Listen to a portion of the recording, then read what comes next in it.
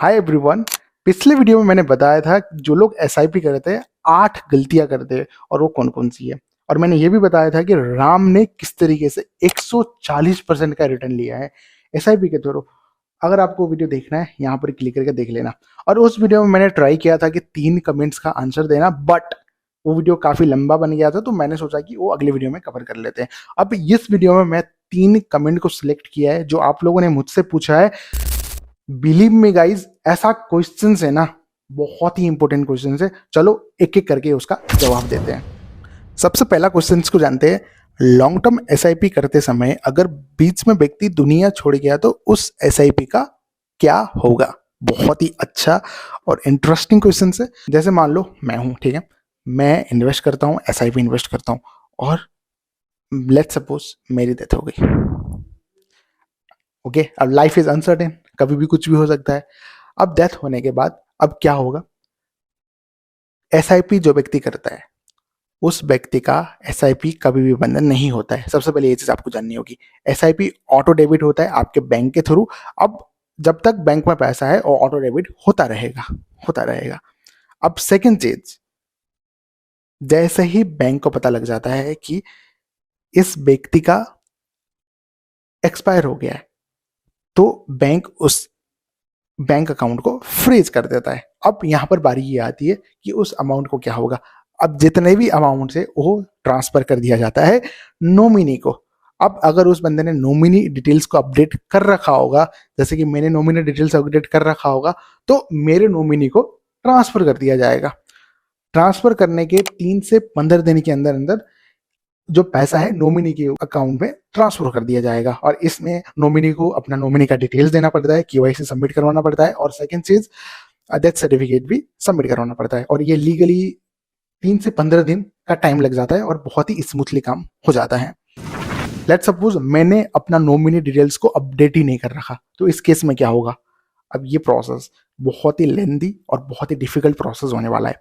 जैसे मैंने पहले बताया, आपका बैंक अकाउंट एक्टिव रहेगा और एसआईपी भी एक्टिव रहेगा। जब तक बैंक में पैसा है एसआईपी करता रहेगा, चालू प्रोसेस चलता रहेगा। अब जब बैंक को इन्फॉर्म कर दिया जाता है, बैंक को पता लग जाता है कि कस्टमर का एक्सपायर हो गया, तो कस्टमर के अकाउंट को फ्रीज कर दिया जाता है। और जैसे ही फ्रीज कर दिया जाता है तो एसआईपी को भी इन्फॉर्म किया जाता है और एसआईपी भी आपका बंद हो जाता है, जैसे कि मेरा एसआईपी भी बंद हो जाता है। अब इस केस में जो यूनिट्स जो मैंने ले रखे हैं, अब उस यूनिट्स का क्या होगा? अब जैसे अगर मैंने नॉमिनी डिटेल्स को ऐड कर रखा होगा तो नॉमिनी को चला जाता है, लेकिन इस केस में नॉमिनी डिटेल्स को ऐड ही नहीं कर रखा, तो वो पैसे किसी को भी ट्रांसफर नहीं किया जाएगा, चाहे वो आपके फैमिली मेंबर क्यों ना हो। अब यहां से लीगल प्रोसेस स्टार्ट करना पड़ता है। लीगल हियर्स जैसे कि चिल्ड्रंस, पेरेंट्स, स्पाउस, वाइफ, इनको फंड हाउस के पास क्लेम फाइल करना पड़ता है। क्लेम फाइल करते समय अपना ID proof, death certificate, KYC submission and will अगर नहीं है तो सक्सेशन सर्टिफिकेट कोर्ट से बनवाना पड़ता है। बहुत ज्यादा डिफिकल्टीज फेस करना पड़ता है। अब उसके बाद verification and delay. Mutual fund house, जैसे आप क्लेम फाइल करते हो इन सब डॉक्यूमेंट के साथ, तो म्यूचुअल फंड हाउस आपके सारे डिटेल्स को वेरीफाई करेगी। अब वेरीफाई करते समय यहाँ पर 1 से लेके 3 महीने तक का टाइम लग जाता है, और कभी कभार तो 3 महीने से भी ज्यादा का टाइम लग जाता है। तो इसीलिए गाइज, अपने नॉमिनी को जरूर ऐड कर लेना। अभी जाके चेक करो कि आपने नॉमिनी की डिटेल्स ऐड कर रखा है नहीं कर रहा। अगर नहीं किया तो जाके करो, क्योंकि लाइफ इज अनसर्टेन, कभी भी किसी को भी कुछ भी हो सकता है। अब यहां पर दूसरा क्वेश्चन है, सर क्या आप बता सकते हैं कि जिस प्रकार म्यूचुअल फंड ने स्मॉल कैपिटल इन्वेस्टमेंट में लिमिट फिक्स की हुई है, क्या पहले कभी ऐसा हुआ है? ये लिमिट कब हटेगी? जी हाँ, बिल्कुल ऐसा पहले भी हुआ है। जब स्मॉल कैपिटल फंड ने लिमिट लगाई हुई थी। अब ऐसा देखो किस लिए होता है, क्योंकि जब मार्केट में बहुत ज्यादा पैसा एक साथ आ जाता है तो लिक्विडिटी में सेल और परचेस करने में बहुत ज्यादा दिक्कतें हो आ जाती है। इसीलिए फिर फंड हाउस उसमें एक लिमिट लगा देती है। अब सवाल ये आता है कि ये लिमिट कब हटेगी? जब मार्केट में लिक्विडिटी में सुधार आ जाता है, मार्केट नॉर्मल हो जाता है, तो फिर इसको fund house depend on market remove कर दिया जाता है।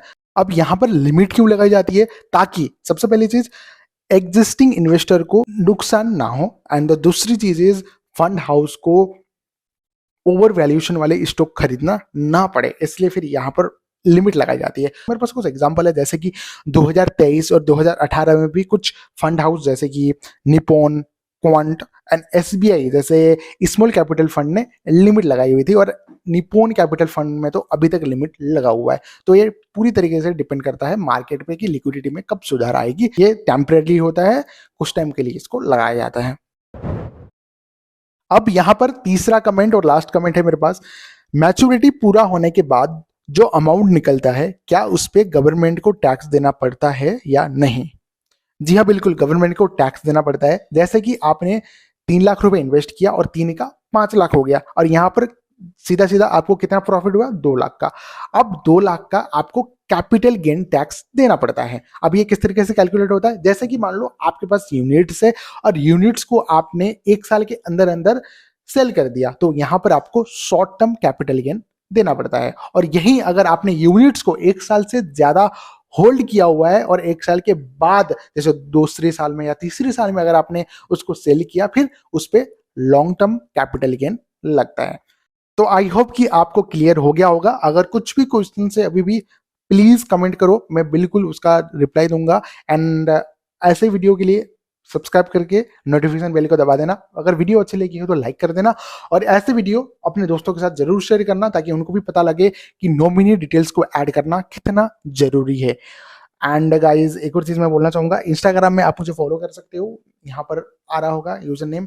कुछ भी पूछना हो इंस्टाग्राम से आप मुझे कनेक्ट कर लेना, ठीक है? चलो मिलते हैं अगले वीडियो में, तब तक के लिए बाय बाय।